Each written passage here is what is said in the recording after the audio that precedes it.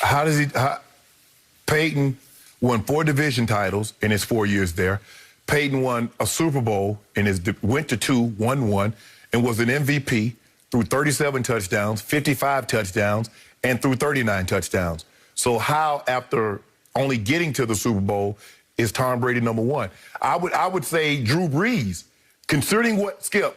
Drew Brees, the Saints, Skip, you remember the Saints were bad. They were the original team that put the brown paper bags over their face and called themselves the Aints. And he took a perennial loser and made them what they are today. And so now, since Drew Brees has been there for the better part of, got there in 2005? 2006, 2006? I think 2006 he first got there. They've been talked about and always, okay, Super Bowl contender. And as Jenny mentioned, time. He was a free agent 1 year, signed with San Francisco. They won Deion Sanders. Yep. He signed with the 49ers, Skip, in 94. They win the title. The Cowboys says, you know what? We don't want to go up against him. We go sign him. We go steal him away from you guys. And then he go win another title. Reggie White also, he was the first big free agent. That was when free agent first hit in 93. He was the first big-time guy to move. So, Skip, no. By the way, not only did he move, but he chose Green Bay, where nobody wanted to go before that. Nobody wanted to go. And it opened the door. If Reggie's going, I'll go. Yes. Right? Yep. Because at that point in time, Skip, there's nobody going to Green Bay. If Reggie, I'm not so sure, Skip, Green Bay is the Green Bay that we know today. Had Reggie not done that. I mean, obviously, back in the 60s, they were Lombardi's Packers, but to rebound and become what they were with Favre, and obviously they were able to trade for Favre because Atlanta was done with it after a year because he was having off-field issues. He spent too much time in Buckhead instead of Swanee. Yep, that's well said.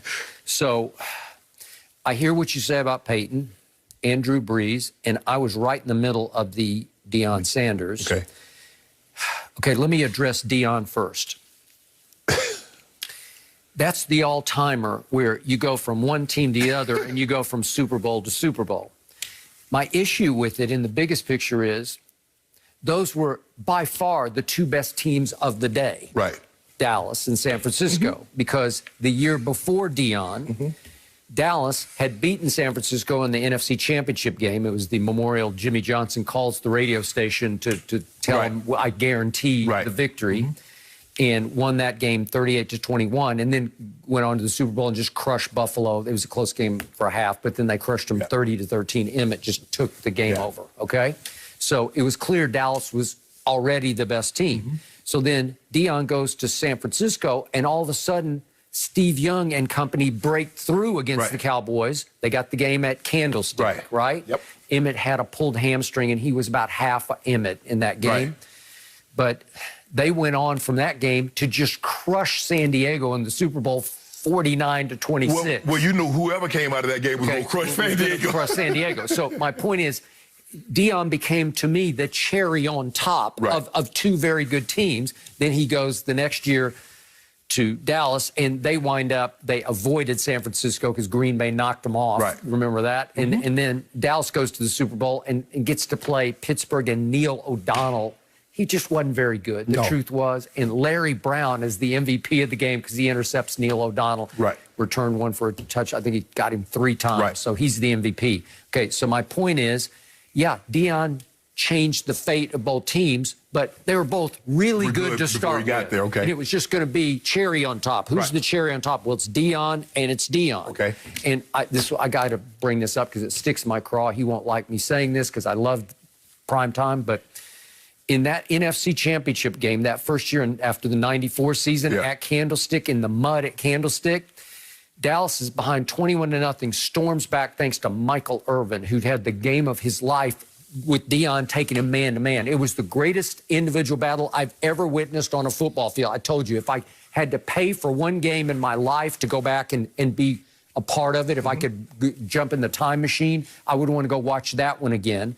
Except Deion gets away with the move of the year. It saved the game because Dallas was about to get right back in the game, and here's a deep throw in the 4th quarter to Michael Irvin, and this is all-time interference. Is that not armbar interference?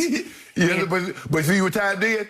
time looking for the ball. Where's the ball? He stumbled. And he stumbled. He stumbled. And he only ran 4.2, so he got. So that's what saved it. Okay. You see, at the last second, he looked back for the ball, but Time knew what he was doing.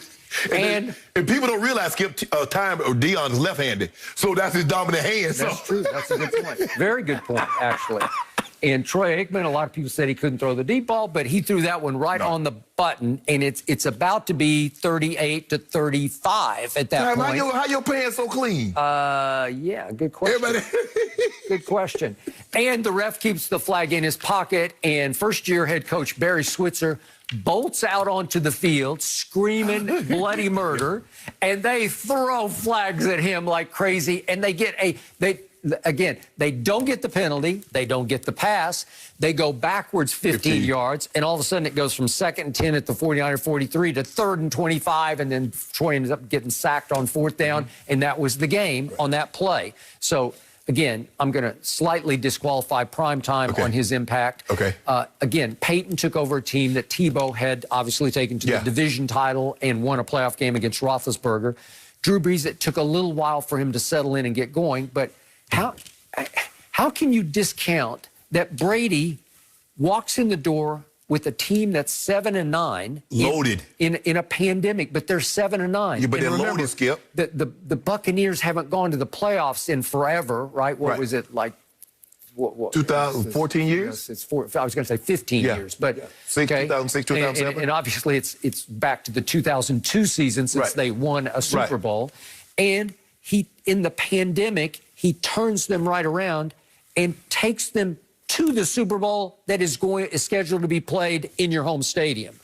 And all he wants is 25, it was 25 and 25, right? Right. So 2 years at $25 million is the all-time bargain to me. Okay, it's a bargain, but Skip, you said, but see, you said 70. I mean, you keep saying the Buccaneers. Skip, yes, I understand, but they're not the Buccaneers of 1976 that's just coming into the league and they'll have no talent. Okay. They're loaded. Okay, but they're loaded without direction, without guidance, without culture. They don't have a winning culture. They were a losing football team because they led the league in turnovers and penalties the year before. And all of a sudden, he obviously cleaned that up. And he, as I always say, he installed the Patriot way in Tampa Bay. He did. He taught that whole franchise how to win.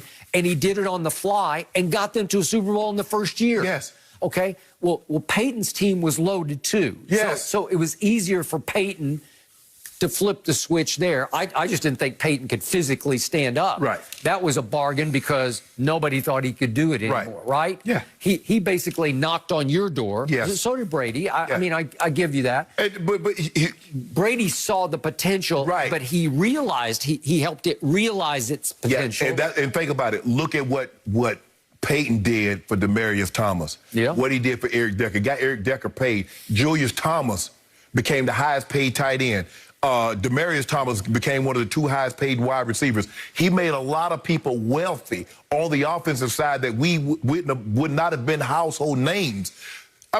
Look, it's gonna, when it's all said and done, you're probably going to be looking at the greatest 2 free agent signings, probably Peyton Manning and Tom Brady. Drew Brees is in that mix because what he did for it was more long term. Right. It took a little while for it to take off, but once it took off, it really took because off. when he got their Skip, what they got, they had the second pick of the draft, so they got Reggie. So it took Sean Payton a while to build. He didn't have the pieces already in place. They got Reggie Bush. Reggie Bush. Yeah.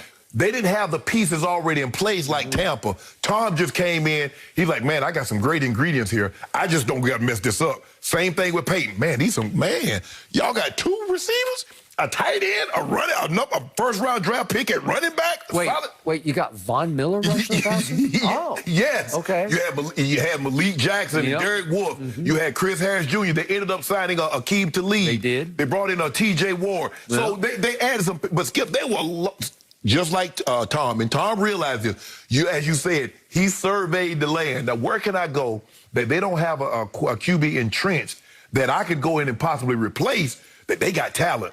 The same thing with Peyton. So Peyton's like, hold on, where can I go that quarterback's not entrenched? Denver. Okay, but the one slight advantage Peyton had is that they did win the division the year before, and they won a playoff game against Pittsburgh. Yeah, they were 8-8. Okay, but they By did default. it. At least it felt, you know, you knew how it felt to storm back. Not very and win many the division. teams can lose the last 4 games, last 3 games, and still win a division. Well, they did, thanks to Tim Tebow. It was Tebow magic. I've never seen anything like it before. Skip, you do realize Jameis threw for 5,200 yards and 30 touchdowns in that offense. Yep, and it got them where? I'm saying, what Brady mainly did was do what, Skip? Cut the turnovers in half. Because instead of throwing 30, he threw 30 interceptions, Brady threw 12 or 13, something like that. So that's all you had to do. Okay, what if Jameis had returned this year and Arians had spent the offseason, what there was of it, trying to show him we've got to cut down on the turnovers. Right. We got to clean it up. I don't believe he would have, because Jameis doesn't know anything but that offense, and Bruce is not going to run anything but his offense. Tom could come in and say, be a...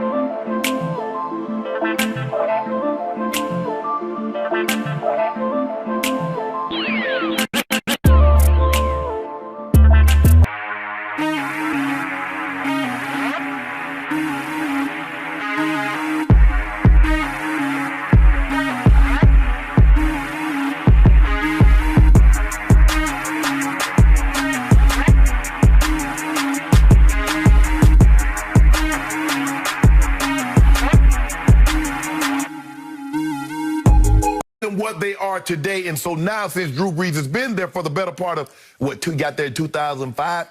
2006, 2006? I think 2006 he first got there. They've been talked about and always, okay, Super Bowl contender, Super Bowl contender. And as Jenny mentioned, time